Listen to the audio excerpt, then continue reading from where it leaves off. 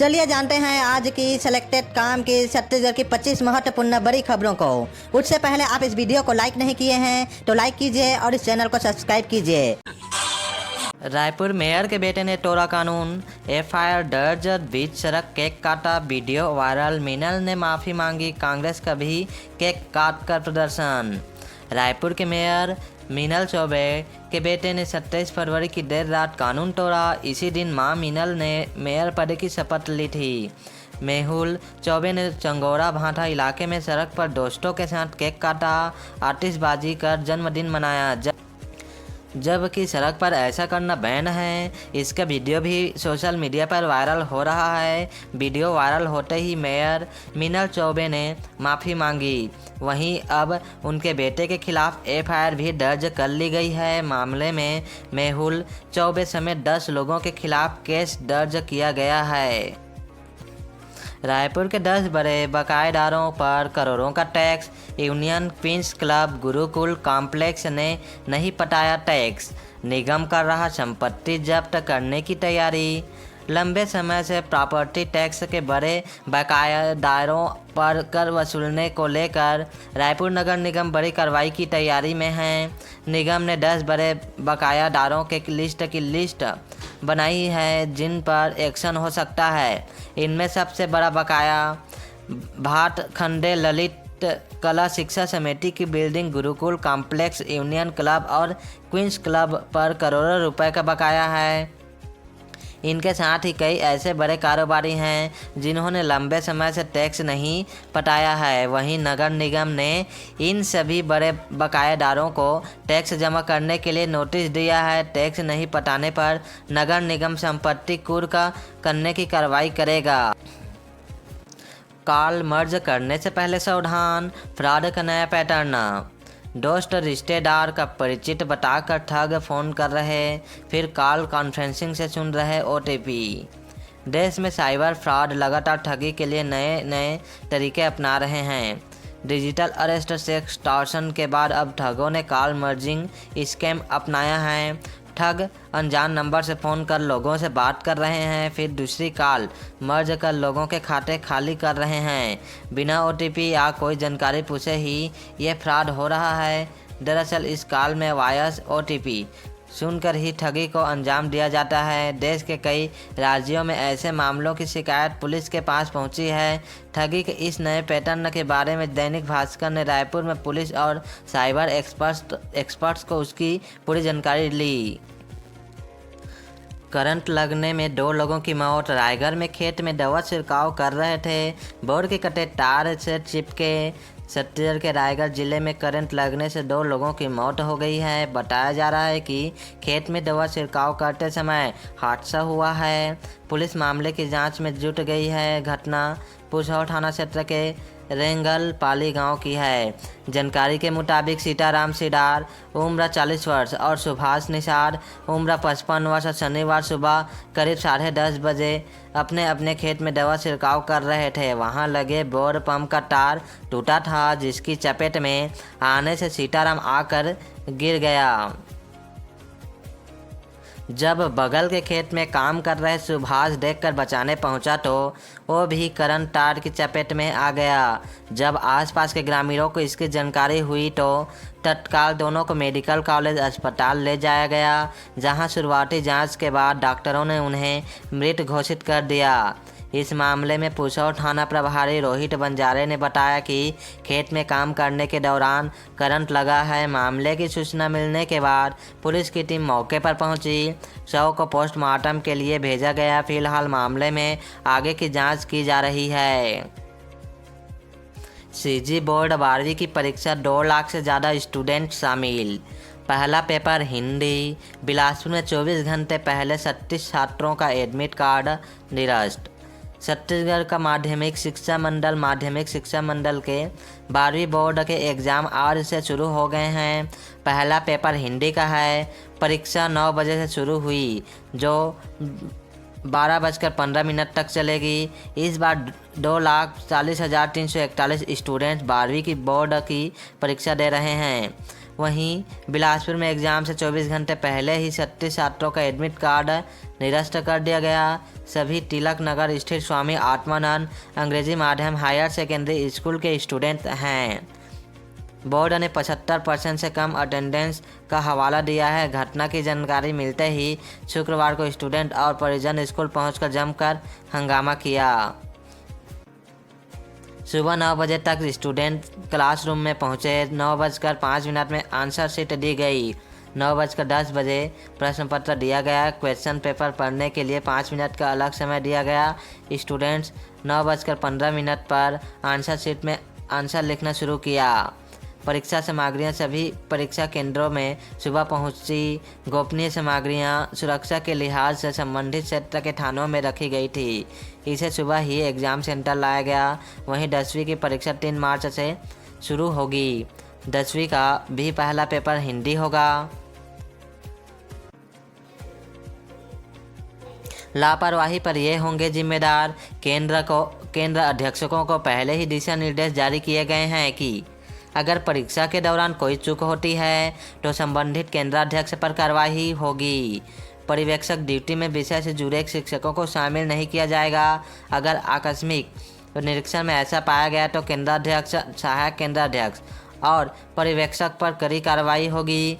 Roll number या विषय में गलती करने वाले परीक्षार्थियों का परिणाम घोषित नहीं किया जाएगा और पर्यवेक्षक पर अनुशासनात्मक कार्रवाई होगी। दूसरे राज्यों में AI से नकल का भी मामला सामने आया। सेंट्रल बोर्ड स्कूल एग्ज़ाम की बोर्ड परीक्षाएं जारी है। इस दौरान गुजरात के सूरत में AIF से नकल करने का हाईटेक मामला सामने आया है। वैसे तो पढ़ाई करने या नोट्स बनाने के लिए ChatGPT जैसे AI टूल्स का इस्तेमाल होता है, लेकिन सूरत में 2 स्टूडेंट इससे नकल करते पाए गए। 2 छात्रों को 2 साल के लिए बैन कर दिया गया है। वहीं यूपी में नकल रोकने के लिए आर्टिफिशियल इंटेलिजेंस, जियो फेंसिंग और CCTV कैमरों के इंतजाम किए गए हैं। पिछले कुछ सालों से छत्तीसगढ़ बोर्ड में नकल प्रकरण लगातार कम हुए हैं। हालांकि इस बार हाईटेक नकलचियों को पकड़ना चुनौती होगा। नहीं होगी सप्लीमेंट्री परीक्षा। CG बोर्ड के तहत 10वीं 12वीं में सप्लीमेंट्री परीक्षा नहीं होगी।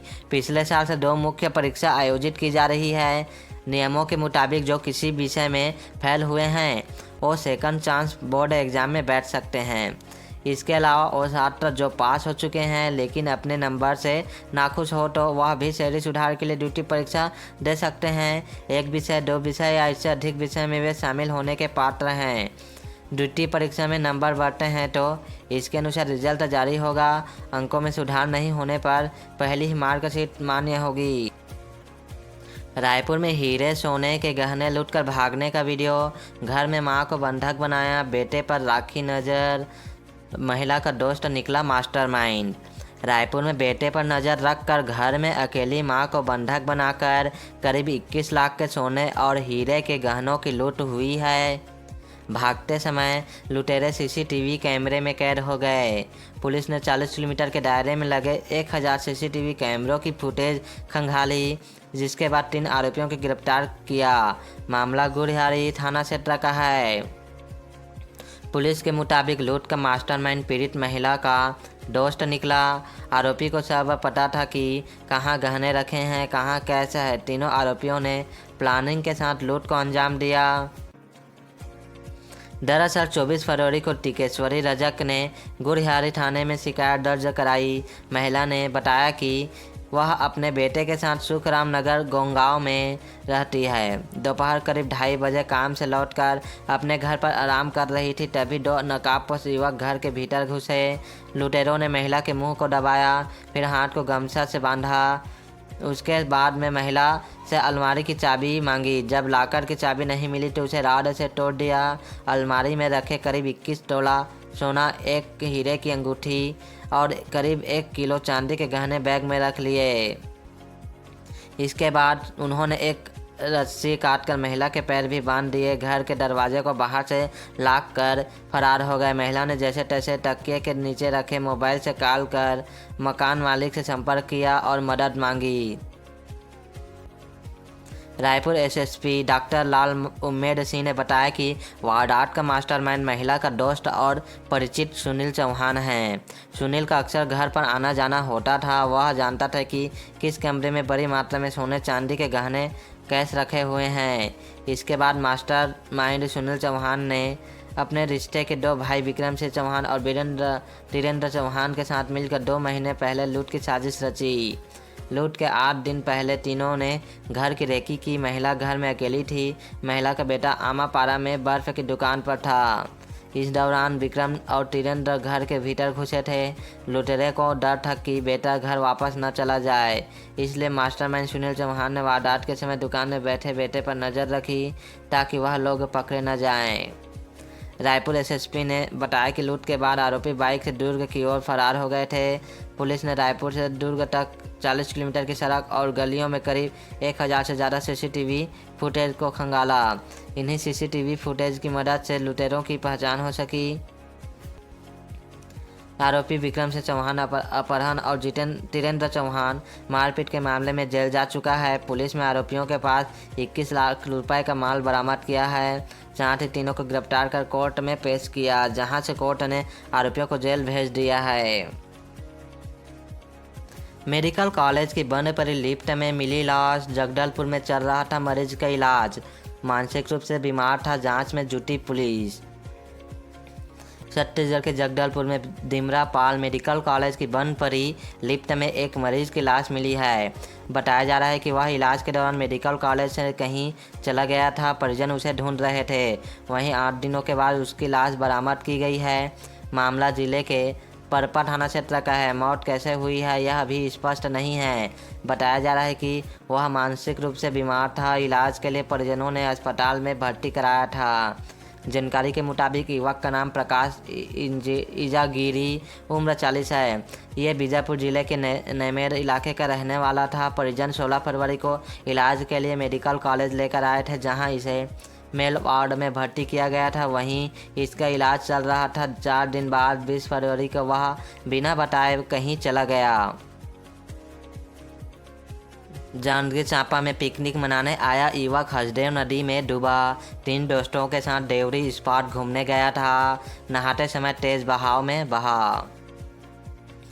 जांजगीर चांपा की देवरी पिकनिक स्पॉट पर बनारे गांव से पिकनिक मनाने गए 22 वर्षीय संप्रज्ञा पांडे हसदेव नदी में नहाते समय तेज बहाव में बह गया, जिससे उसकी पानी में डूबने से मौत हो गई। रविवार को वह अपने 3 दोस्तों के साथ पिकनिक मनाने पहुंचा हुआ था। स्थानीय लोगों ने युवक को बचाने का प्रयास किया, लेकिन सुरक्षा उपकरणों के अभाव में उसे बचाया नहीं जा सका। सूचना मिलने पर गोताखोर और पंटोरा पुलिस मौके पर पहुंची। तब तक गांव के लोगों ने किसी तरह से रेस्क्यू ऑपरेशन कर शव को बरामद किया। पुलिस टीम मौके पर पहुंचकर शव को पोस्टमार्टम के लिए भेजा, जिसके बाद मृतक के शव को परिजनों को सौंप दिया गया। में कांग्रेस का विरोध प्रदर्शन, ईडी और केंद्र सरकार का पुतला दहन, कार्यकर्ताओं और पुलिस में झड़प। कोंडागांव में जिला कांग्रेस कमेटी के कार्यकर्ताओं ने प्रवर्तन निदेशालय, ईडी और केंद्र सरकार के खिलाफ शनिवार को विरोध प्रदर्शन किया। कार्यकर्ताओं ने कांग्रेस भवन से रैली निकाली और नारेबाजी करते हुए बस स्टैंड तक पहुंचे। बस स्टैंड पर पुतला दहन के दौरान पुलिस और कांग्रेस कार्यकर्ताओं के बीच झड़प की स्थिति बन गई। कांग्रेस नेताओं ने आरोप लगाया कि ईडी भाजपा की एक शाखा के रूप में काम कर रही है। उनका कहना था कि भाजपा मुद्दों पर विरोधियों से नहीं लड़ सकती, इसलिए ईडी का इस्तेमाल कर उन्हें परेशान करती है। कार्यक्रम में जिला अध्यक्ष झुममुखलाल, दीवान नरेंद्र देवांगन, पूर्व जनपद सदस्य शिवलाल मंडावी और कोंडागांव कांग्रेस शहर अध्यक्ष तरुण गौरसा प्रमुख रूप से मौजूद थे। इसके अलावा कांग्रेस मीडिया प्रभारी रितेश पटेल, महिला कांग्रेस शहर अध्यक्ष हेमा देवांगन, कांग्रेस कार्यकर्ता प्रीति भदौरिया, ब्लॉक अध्यक्ष नंदू दीवान, पूर्व पार्षद कामदेव कोडराम, सहदेव कोडराम, योगेंद्र पोयाम, बाबा खान सहित अन्य कार्यकर्ता और पदाधिकारी भी उपस्थित रहे। कोरबा में बकरी चराने गए ग्रामीण पर वन्यजीव का हमला।